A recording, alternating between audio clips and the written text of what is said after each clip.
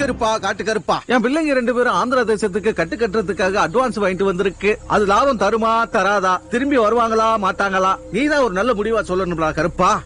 எம்பெருமானே, என் பிள்ளைங்களுக்கு ஒரு நல்ல வழியை காட்டப்பா. எல்லப்பூ வரணும்டா காட்டு கருப்பா.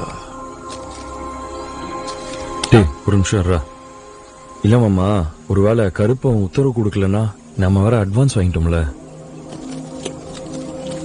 இது முகராஜ கொடுத்து நகை 2 வாங்கி சொல்லு. சரி, நம்ம வேலையை ஆரம்பிக்கலாம். கருப்பா,